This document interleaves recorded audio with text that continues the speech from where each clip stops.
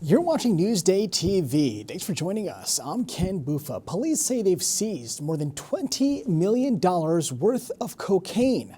The Nassau DA's office said it's the largest drug bust in decades.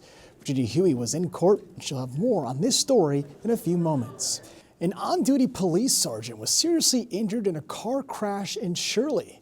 Suffolk Sergeant Wayne Kelly was driving an unmarked car southbound on William Floyd Parkway this afternoon when the 40-year-old driver of another car turned into his vehicle. The driver of that other vehicle suffered minor injuries. And 3 years in prison, that's the punishment for a Shirley man responsible for stabbing at Adventureland. Daniel Tomaski's attorney says the 44-year-old was protecting his wife, son, and himself during a fight involving several people at the amusement park back in 2024. He did what any man should do. He came to my defense and my rescue. The man who was stabbed was seriously hurt. And a Garden City woman has pleaded guilty to embezzling $100,000 from a nonprofit public defender's office she founded in New York City. Prosecutors say Lori Zeno, a Queens defender, used money meant to provide legal services for disadvantaged clients to pay for a vacation, a penthouse apartment, and other luxury items. The 65-year-old could get 20 years when she's sentenced. And electric and gas bills are expected to rise for the second month in a row because of the bitter cold weather. We're told energy charges are going up 13% for electric customers and 29% for natural gas customers. And now let's take a look at tomorrow's weather to see how cold it will be. It looks like we'll be in the low 30s with sun overhead. Of course, we'll have that 7-day forecast for you later in the broadcast. The state attorney general is setting up a program to have legal observers monitor immigration enforcement across the state. Newsday reporter Bahar Astadan takes a look. The observers work for the Office of the Attorney General. They're participating on a voluntary basis, according to James, and they'll be wearing these sort of purple safety vests branded with Office of the Attorney General on them so that they're easily identifiable. Now, this group of legal observers, they won't be interfering with any immigration enforcement, she says, just documenting any possible violations of law. The Attorney General is introducing this, she says, in the wake of 2 American citizens who were fatally shot in Minneapolis by immigration agents. The Attorney General says this will be rolled out in the coming weeks. So we'll yet to see, how many legal observers there are, exactly what they'll be doing, and how often they'll be out in the streets. We'll continue to keep an eye on and report how these legal observers will play a role and what they can do if they do observe a violation of law. $20 million worth of cocaine has been seized in a drug bust. The Nassau DA says it's the largest bust she's seen in years. Virginia Huey was at court. This historic seizure saved lives. There's no doubt about it. You're looking at nearly 690 pounds of cocaine now off the streets of Long Island after what police are calling one of the largest narcotics busts in Nassau County's history. This is over $20 million of street value that was going to go out into the streets of Long Island and affect our kids that are out there. The arrest happened outside the Holiday Inn in Plainview on January 29th. Police said undercover narcotics officers were conducting a stakeout when they saw what they believed to be a drug deal happening. They were couriers. They must have just gotten this shipment and they were getting ready to move this shipment. Police said narcotics officers approached this black pickup truck where they found Michael Vieira and Daniel Santana in the front seat, along with some cocaine. We're told the officers uncovered a massive haul of cocaine packed in several suitcases in the back of the truck. Vieira and Santana, both of DeLand, Florida, are charged with criminal possession of a controlled substance. Prosecutors are looking to upgrade the charges to drug trafficking, which carries a potential life sentence. Nassau police said they made more than 1,700 drug arrests last year. It's because of work like this that we are able to say that since 2023, we are down 50% in fatal overdoses, and we continue to go down each and every year. Prosecutors said the investigation continues to determine where the cocaine came from and where it was going. If you try to move drugs through this county, you won't get far.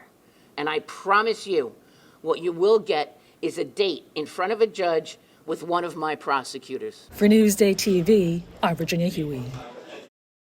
Newsday Sports is brought to you by Sun Nation Energy. Need to maintain or repair an old solar system? Trust Sun Nation Service to fix it like new. A skier from West Babylon is getting ready to compete in the Winter Olympics for Jamaica. Ben Dixon has the story.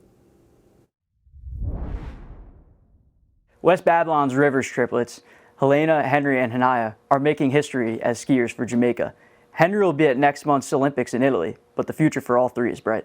It feels right for me just to be able to represent the black, green, and gold. When he's going to be skiing down, he'll be skiing with us too. Like, he'll have us on his shoulders every step of the way. I'm just really happy that he's made it, he's qualified, and he'll be out there and ski his heart out. The Rivers are a skiing family at their core, with parents Henry III and Karen, skiers and coaches themselves, teaching the triplets how to ski at only 1.5 years old. 16 and a half years later, and we're looking at our son going to the 2026 Milano Cortina Olympics. Pride, there's no level that I could even tell you how happy we are and how proud we are. Each time it's said, I'm like, wow, that's my little Henry.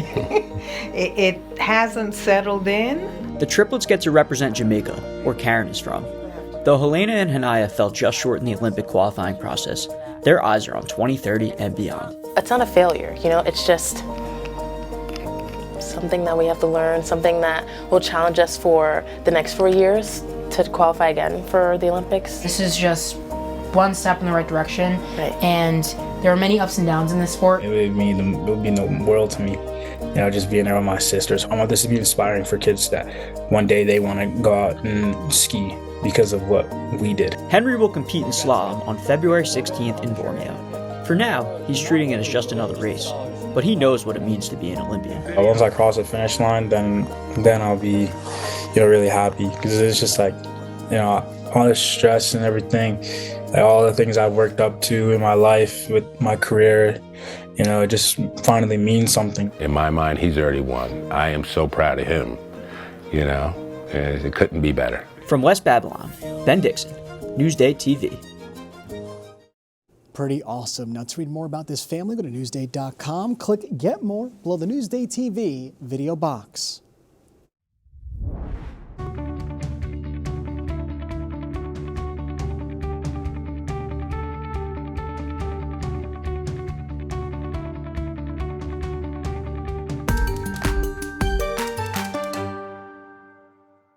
Only in Newsday, a Long Beach woman has taken a dip into the ocean for more than 1,000 days in a row. Jamie Stewart tells us why.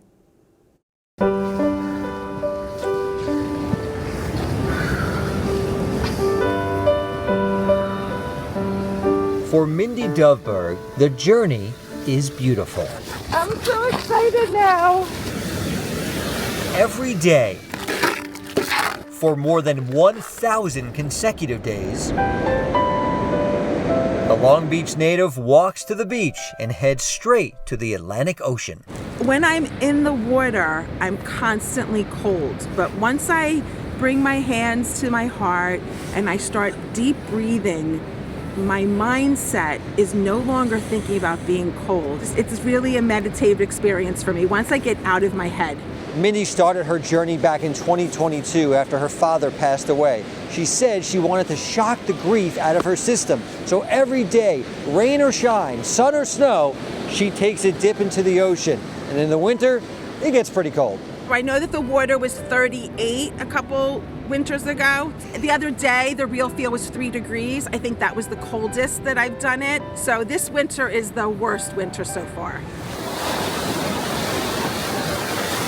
Mindy's father, Jerry, died in 2021. She says when she began her journey into the ocean, she found immediate results. But in that moment, it was the first time in a year that I was not thinking about him constantly. But Dad does come to mind when Mindy writes in the sand, as she does every trip to the sea to mark the day. I started doing that around 800 because I like the 8.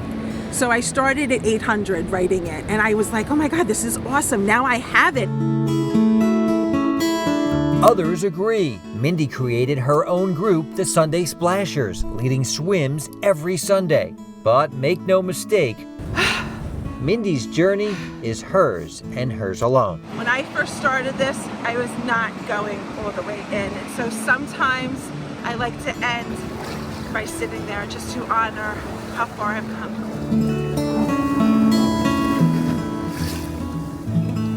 For Newsday TV, I'm Jamie Stewart. It's pretty incredible. Now, to see more exclusive content just like this, go to Newsday.com. Click Get More below the Newsday TV video box. All right, let's take a look at your 7-day forecast to see if we have any warm weather heading into the week. And 32 is the highest Wednesday and Friday, and temperatures do drop on Saturday night. Check it out, 3 degrees. It's at 5, I believe, yesterday, so it's getting colder. Long Island weather is brought to you by PTRC. Now, for more on the stories you've seen here today, head over to Newsday.com. Click Get More below the Newsday TV video box. I'm Ken Buffa. More news coming up.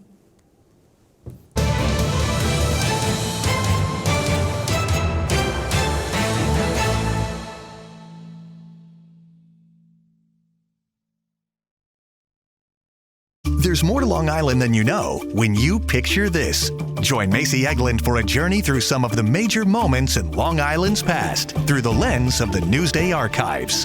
Picture This, available now at Newsday.com/picture this.